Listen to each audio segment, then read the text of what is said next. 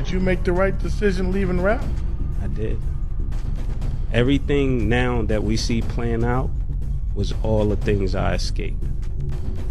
The car, the shine, the loan, Puff Daddy, Craig Mack, Biggie Smalls. the Biggie Smalls. So even though I made those decisions and it cost me money, that's why I got with Killer and gave me the money back. I didn't lose no money. It's destiny.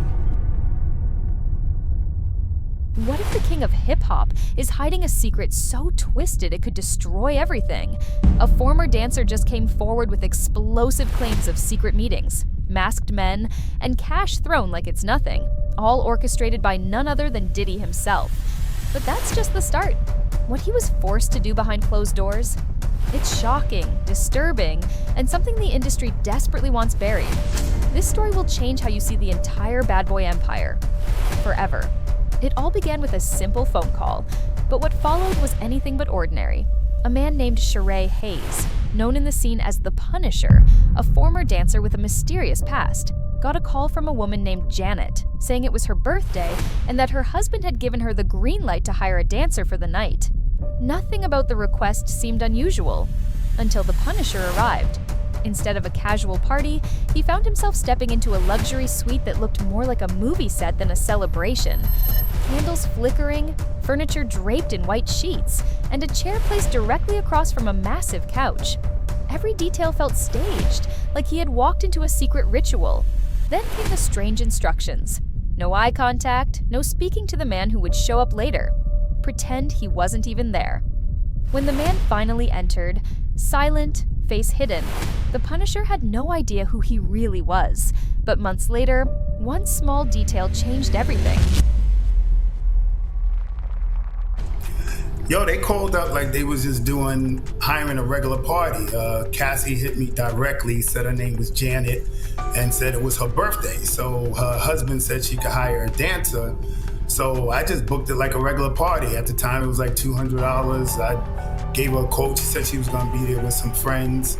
They gave me an address and the time to show up. And I'm thinking I'm showing up to do a party, just a regular little striptease for a birthday girl. For months, Sheree Hayes, the Punisher, kept showing up to these bizarre bookings.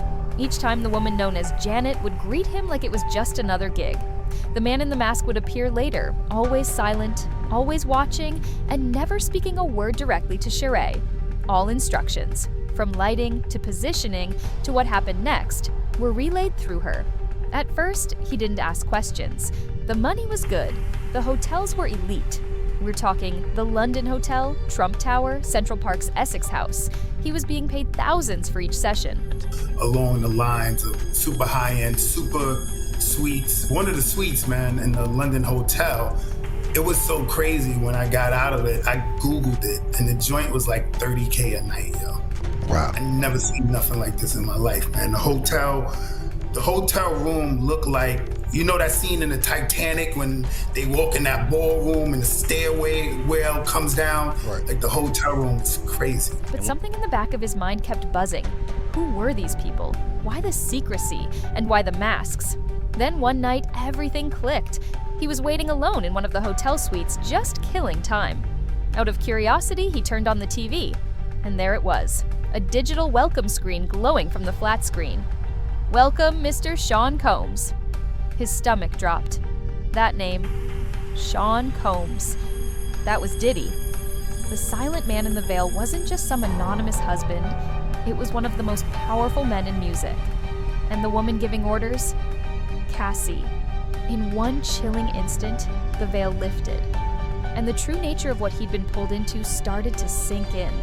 But what Sheree didn't realize is that the worst was still ahead. How often, pardon me, not how often, how long did it take until you realized that it was Diddy? Bro, like, I want to say like over a year. Get the out of here. How long did you know till it was Cassie? So the minute I found out it was Diddy, that's when I knew it was Cassie. So it took a year for you to find out for Cassie as well? Yeah, yo, Okay. I didn't recognize it. Like when I jumped out of it, I did try to do the Google searches. Like I wanted to try to figure out who it was, but I'm Googling a married couple. Right. So every result I'm getting is not leading me to the right places because they're not married. Got you. You know, so then, and I never found out with a visual cue. It was a hotel, the ex's house, and I would get there, let's say 2 a.m, and sometimes nothing would pop off for hours. So in this case, they threw me in like an extra room in the suite, and just to time, I happened to cut on the TV, and the TV had a welcome message. So the TV said, yo, ex's house would like to welcome Mr. Sean Combs. And I'm like, yo, this is crazy. Like, I had no idea, man. So that's how you found out that it was Cassie. After the shocking realization that the masked man was Diddy and the woman calling the shots was Cassie, everything changed for Sheree Hayes, the Punisher. What once seemed like a luxury gig now felt like a trap he had willingly walked into. But he kept going back. Why? The money. Diddy didn't just pay, he overpaid.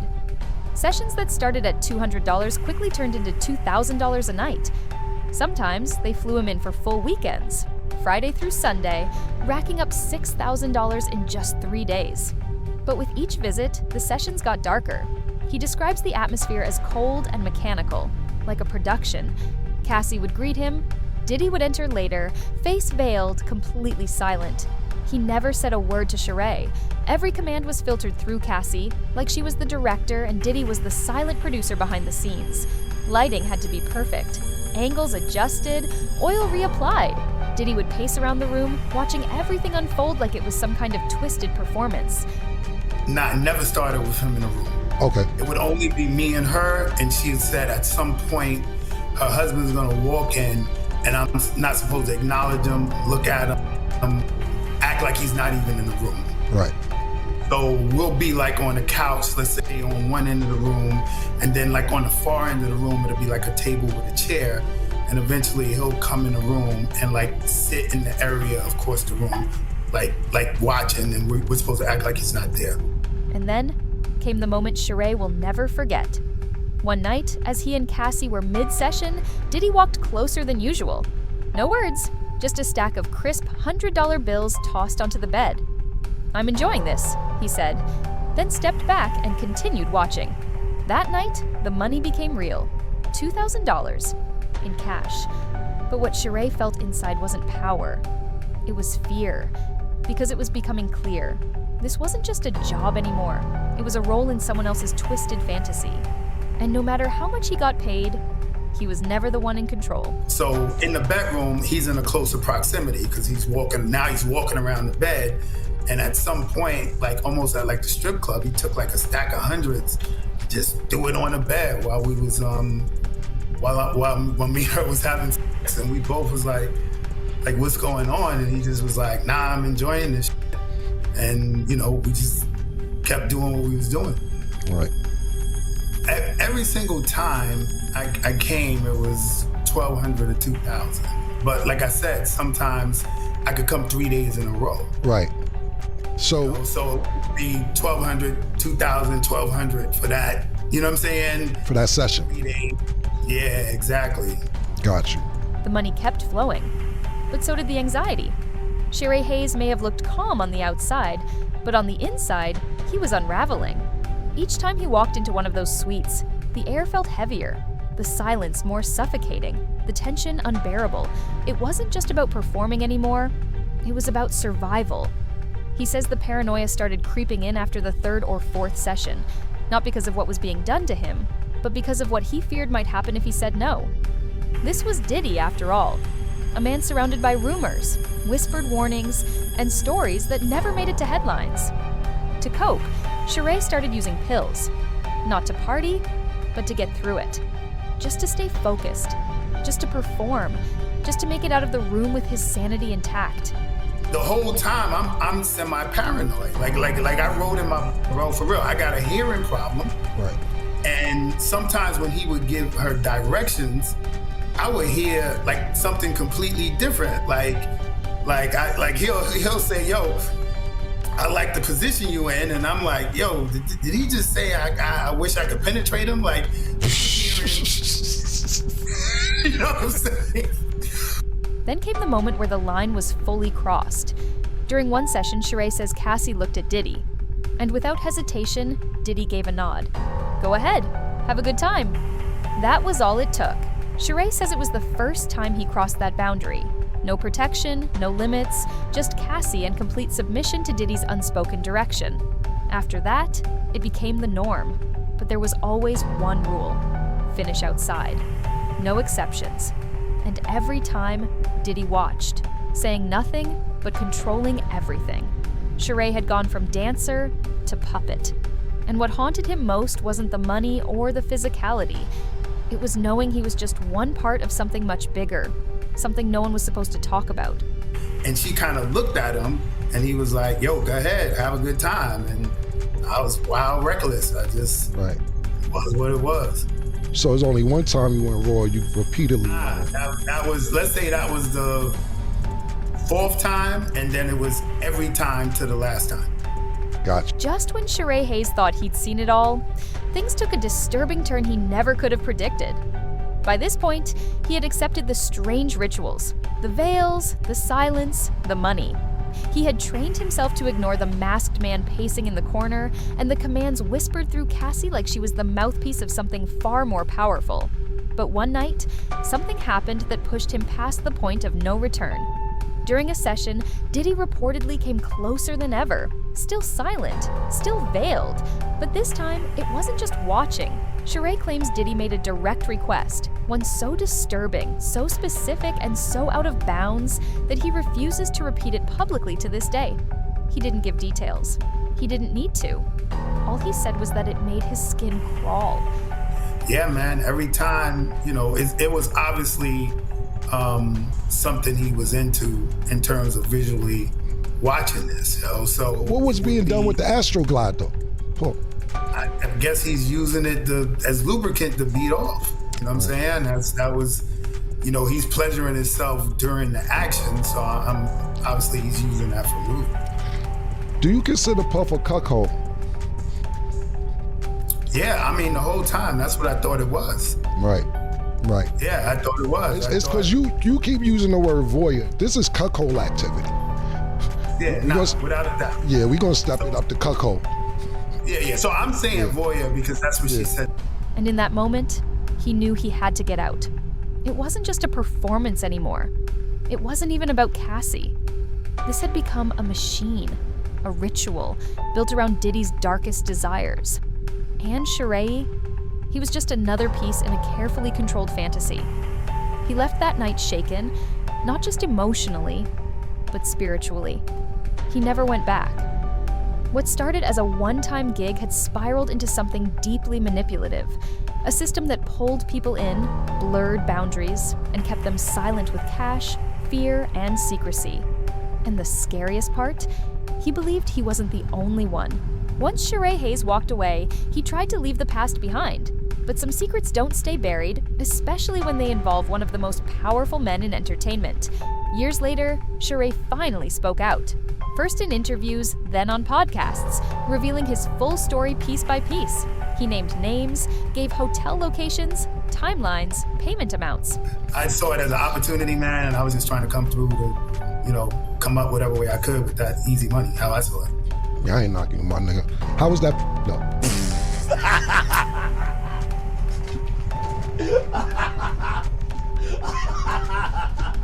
He even explained how Diddy's team allegedly found him through a simple Google search for male dancers in NYC. No conspiracy, no setup, just SEO and silence. All my marketing stuff in my business is like SEO, so Google searches. So if you go online in the New York City area and you put in male strippers for hire or whatever, my website's gonna come up. So they just clicked on the website and called the number, and I just happened to pick up the phone. It wasn't, I don't think they were looking for me specifically. Right. I just picked up the phone. Gotcha. As Sheree Hayes' story gained traction, the internet lit up with theories. Fans began connecting dots, from past lawsuits to cryptic interviews, wondering if this was just the tip of a much darker iceberg. Some claimed he wasn't the only one. Whispers surfaced about other dancers, assistants, even artists who may have been caught in the same twisted cycle but stayed silent out of fear, or airtight NDAs. One moment stood out. Cassie once told Sheree she felt comfortable with him. Not romantically, just enough to play her role convincingly. And to Sheree, that said everything. It wasn't about chemistry, it was about functionality. She needed someone she could tolerate, for Diddy's pleasure. I also seen that you say Cassie said she felt comfortable with you. Did you take that as she liked you? Not really. I knew it was clear, man. This was something we were setting up for her dude, right? At the time, I'm thinking her husband, because she said this to me the very first encounter, right?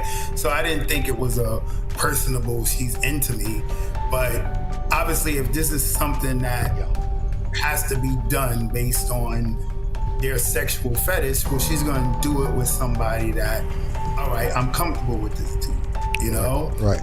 So I always took it as, however the vibe was, however things went, it worked for her. So that's why she said, I want to call you back, you know? And the most chilling part? Sheree says Diddy never showed jealousy. Not once. Even as he got intimate with Cassie, Diddy just watched silently, adjusting lights, giving commands through her. It wasn't about love. It was about control. To some, this wasn't just a scandal. It was a system. A carefully orchestrated machine built on silence, secrecy, and power. And now, it's all starting to crack. Did Puff ever appear jealous while you guys were having intercourse or participating with each other? Not at all, man. Not at all. It was like I told you, the focus was making sure he got the right visuals, the lighting was right, put more baby oil on. Like he was into it from an enjoyment standpoint, not. Yeah. So, but you saying he basically never was jealous. Cassie ever reach out to you without Puff? Nah. The internet exploded. Clips from his interviews went viral overnight. People couldn't believe what they were hearing, but they also couldn't look away. A-list blogs started covering the story. Podcasts dissected it. TikToks broke it down frame by frame. And suddenly the whispers that had followed Diddy for years weren't whispers anymore. Even people from Diddy's own world started reacting. Mase, one of Bad Boy's earliest stars, went public with a quiet but powerful statement. "Everything we're seeing now," he said, "are all the things I escaped." He listed them off. Shine, Loon, Biggie, Craig Mack, all former names tied to Diddy's rise, each one surrounded by their own tragedies, scandals, or unexplained disappearances from the spotlight. "I didn't lose any money," Mase added. "It was destiny." Other insiders started chiming in too. Cameron, Vlad TV, even former assistants and background staff began to speak anonymously. Stories started lining up. A pattern began to form. For the first time, the walls around Diddy's private world were beginning to crack. Did you make the right decision leaving rap? I did. Everything now that we see playing out was all the things I escaped. The car, the Shine, the Loon, Puff Daddy, Craig Mack, Biggie Smalls. the Biggie Smalls. So even though I made those decisions and it cost me money, that's why I got with and they gave me the money back. I didn't lose no money. It's destiny. Then came the line that hit harder than expected. When asked if he'd show up to the Diddy trial, Mase laughed and said, "Yeah, I'll go. I'll even visit him in jail if I have to." That one quote, casual, cold, and layered with history, was all the internet needed. A man who once called Diddy family was now preparing to watch him fall. And next week, I want to put it out to the fans. I'll let the fans vote on it, unless you want to vote on it. They asking me to come to the Diddy trial. You think I should go this week? It's up to you. I don't know your relationship.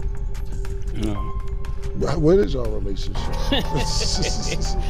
Why you gotta use relationship as a word? I mean, That's what it is. I don't know what else you want me to say. How y'all cool or not cool? I don't know what else you want me to say. Like, Nah, just a few people reached out to me, asked me, was I going out? I was trying to figure out a way I could go at least a day. What's the question? Am I going? Yeah. I'll go with you. If you going, I'm gonna go with you. If you going, I'm gonna go with you. Yeah. Just me randomly going? Nah, I ain't going by myself. If you gonna go, then yeah, I go with you. But here's the real question. If even half of what Sheree the Punisher Hayes is saying is true, how deep does this secret world really go?